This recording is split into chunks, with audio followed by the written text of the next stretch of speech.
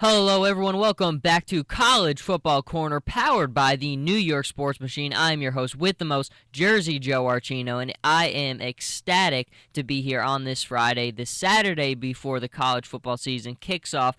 It is a religion, college football, in most parts. It is a riveting time. So many packed games tomorrow, and really got a nice taste last night to set up the season. Got to watch TCU, got to watch Michigan, Utah, and really, the first game starting off with Utah. I think for me, I've talked a lot about Utah the last couple of seasons because it's really become a very good football program. I think it's one of those things where when you look at the Pac-12, obviously all your attention is always going to Oregon, UCLA, USC, the traditional powers. But you look at Utah and what they've done. Utah is a heck of a football program. You remember, they've beaten Michigan the last three times that they played them. They went to Ann Arbor last year and beat them. Now, obviously, new face for the Wolverines at head coach, new face for them at quarterback this year, but it's the same result. Utah finds a way to get the win. In last year, I just remember so many times, always when you watched a game Utah played, it was always going to be a really tough game. They always play really tough, good football. They beat UCLA, they beat USC, they beat Stanford, they beat Michigan. They went into countless overtimes against Arizona State and other solid programs.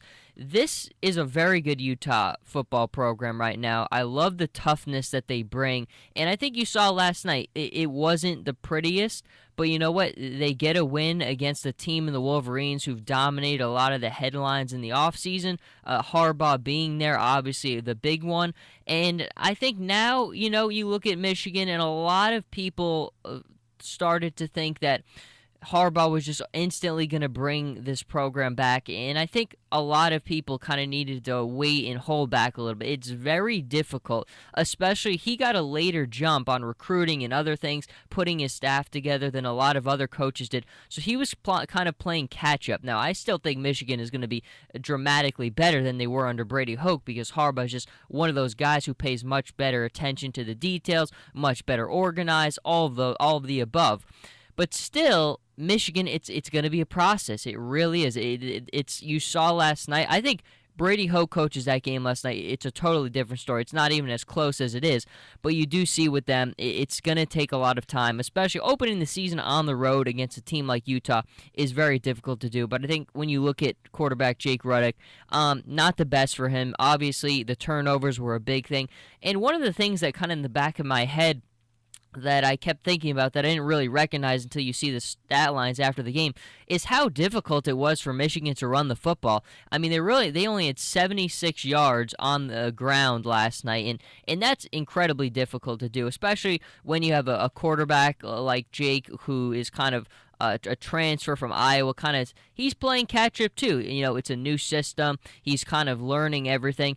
When you're not getting that help from the running game, I think that's difficult. And a part of that is obviously how physical and dominant that Utah is.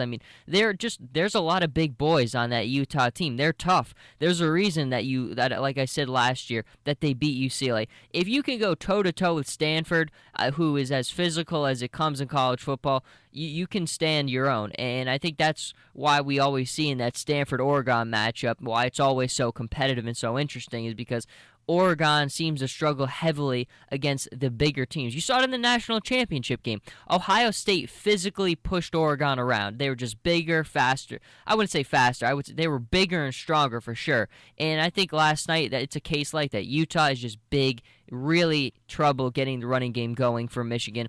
But again, you look ahead a little bit. I do think that things will start to pan out for Michigan. It's Ohio State. It's the Big Ten. Ohio State's double-digit favorites in every game that they play this year. But it'll be really fun to see how Harbaugh continues to evolve. In Utah as well, I wish more people paid attention to the Utes because it's a tremendous football program. If you watched them last year, you watch all their games. Fun. Tough, physical team. They can beat anybody. They really can. They beat UCLA, they beat USC, they beat Stanford. They could have beaten Arizona State. They play in a lot of good football games. And then obviously in their bowl game, they won that one pretty well as well. Jumping to the next game of the night, though, obviously you had TCU beating Minnesota. It was a good one. TCU winning 23-17, and obviously all eyes, kind of like at the start of the segment, are also on Trevone Boykin, one of the big Heisman favorites. And I like Boykin a lot. I liked him a lot last year. I think his athleticism is tremendous, and although last night it definitely wasn't his flashiest performance that we're used to seeing, I still think that you saw substance, and I think that you saw maturity in his game. And I think that's the biggest thing you wanted to see from him compared to last year's. You wanted to see that maturity.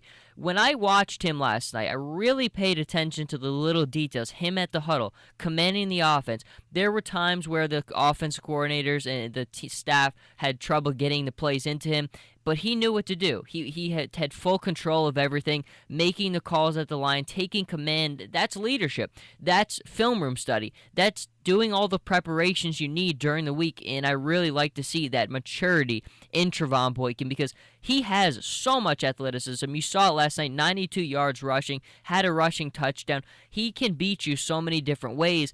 I also thought he had a really nice zip on a lot of his balls, which, again, you want to see that progression in the passing game, getting the ball in those tight windows. I thought he did that last night. He did have that one turnover, but again, this is playing on the road week 1 against Minnesota. That's no easy task.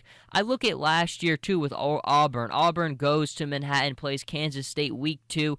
They barely survived, but they did. And I think early that sets an identity block that you need. It's very important, I think, to go on the road early and get a win like this where you're the better team and you know it, but you got to struggle a little bit for it. And I think in week 1, that sets the precedent that you need because you've got to stay sharp. I think that's the biggest thing with a lot of these powerhouse top-ranked teams is week after week they know that they're the best team. They know how high they're ranked, and then when you start to continue to clobber on people, sometimes you might let that guard down. But I think when you start the season early and you get that little scare and it's tough, it's a grind, that I think I like setting that tone, setting that standard. But Trevone Boykin, really liked what we saw out of him last night. Again, to continue to see that maturity to his game is absolutely what you want because he is, for all intents and purposes, should be the best quarterback in the nation this year.